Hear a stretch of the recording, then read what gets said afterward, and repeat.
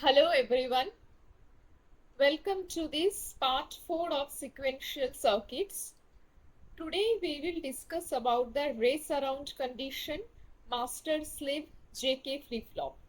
That means what is race around condition and how we should avoid this race around condition. For that we need to study the master slave JK flip-flop. So if the flip-flop is level triggered, mostly in the flip-flop discussion, we have used the age-triggered flip-flops. So if your flip-flop is level triggered, then the circuit is basically the gated latch and clock signal is the, here you can see the clock signal is applied. The clock signal is the enable input. Okay. Now when the clock signal is high, initially this input J and initially this input J is 0 and K is 1. Okay. So if J is 0, K is 1 and if the clock signal is high, so output will follow J. So output will be 0.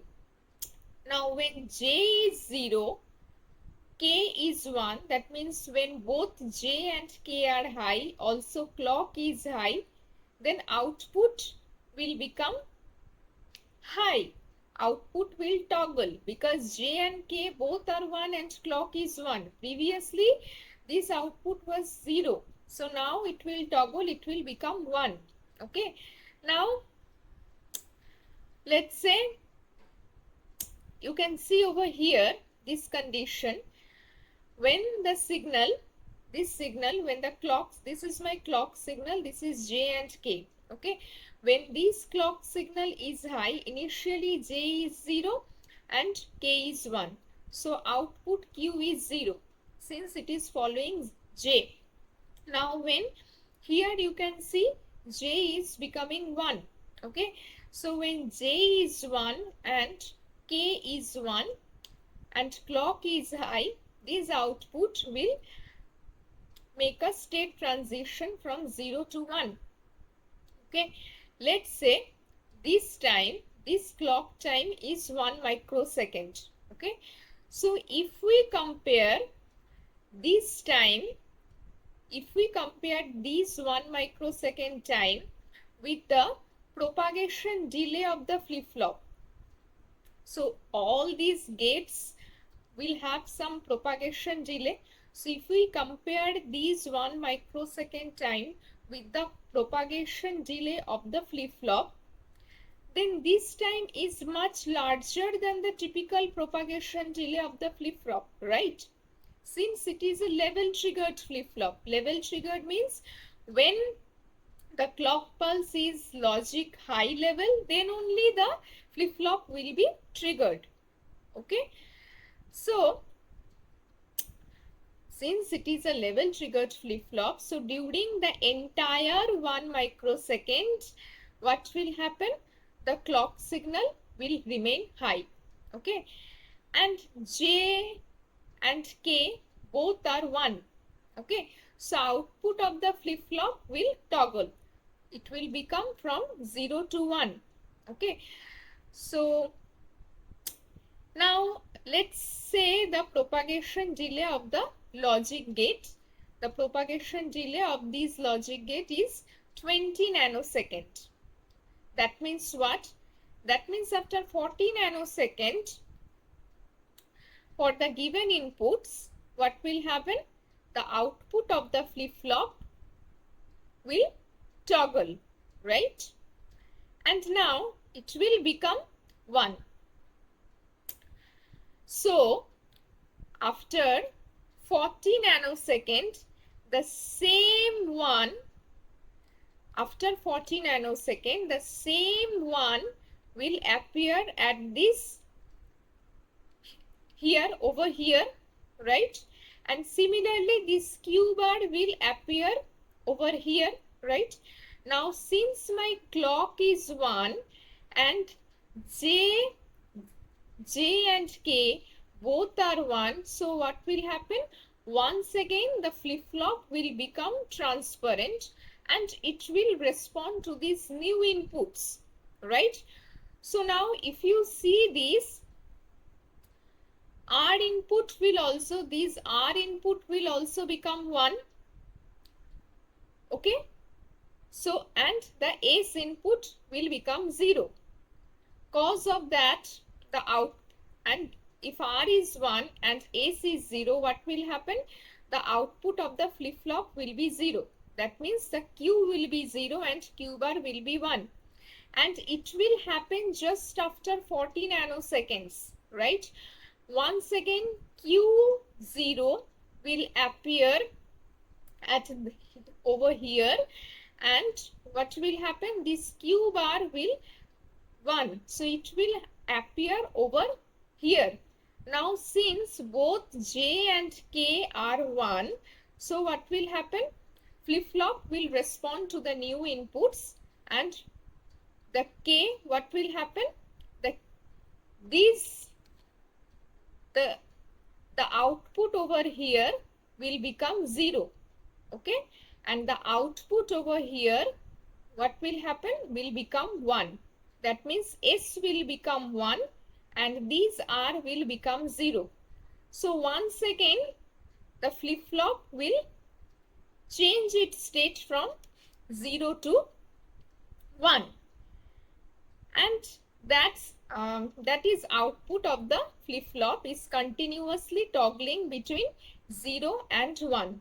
That is, if J is 1 and K is 1 and clock input is high, output of the flip-flop toggles continuously between 0 and 1. It's called race around condition.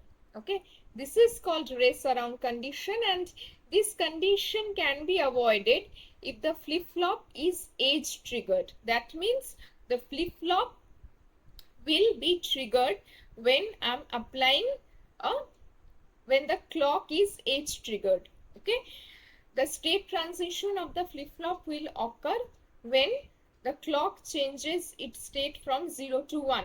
Okay, not level triggered. If we use an edge triggered flip-flop, these race around condition can be avoided, and the pulse which is generated by this clock transition, that should be very, the transition, that should be very narrow. The pulse which is generated by the clock transition circuit should be very narrow. Then only you can avoid the race around condition. Another way to avoid this race around condition is to use this master slave flip-flop. Okay, so what is this master slave flip-flop? See here,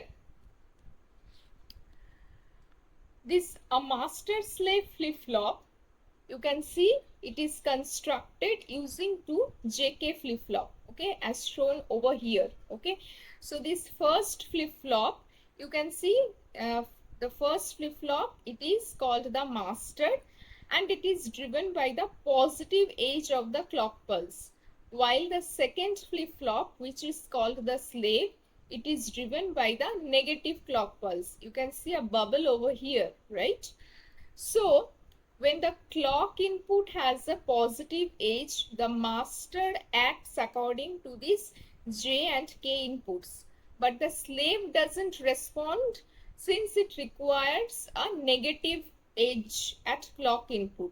So when the clock input has a negative edge, the slave flip-flop, it copies the master flip-flop master outputs. Okay, so the master doesn't respond to the feedback from Q and Q bar since it requires a positive edge at its clock input.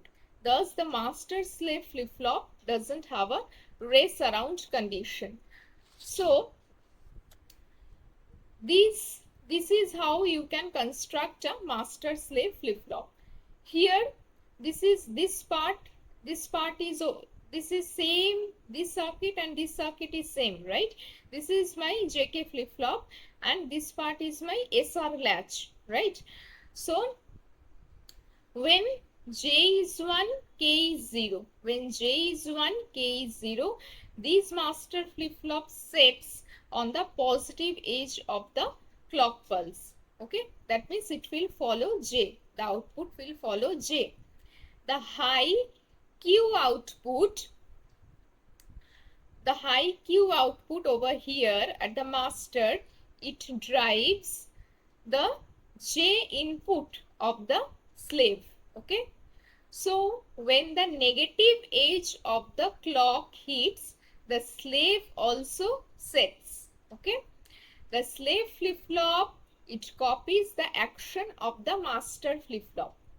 Now if J is 0 and K is 1, so what will happen?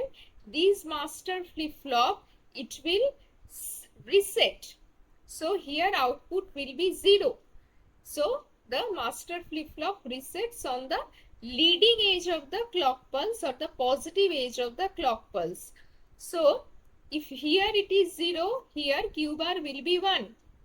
Okay, so this high Q bar output of the master will drive the K input of the slave flip-flop. Then this slave flip-flop also resets at the arrival of the trailing edge of the clock pulse.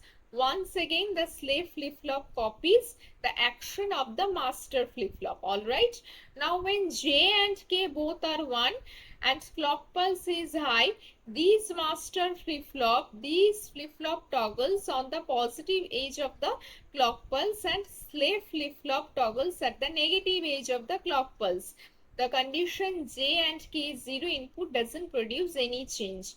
And master slave flip-flops operate from a complete clock pulse and the outputs change on the negative transition.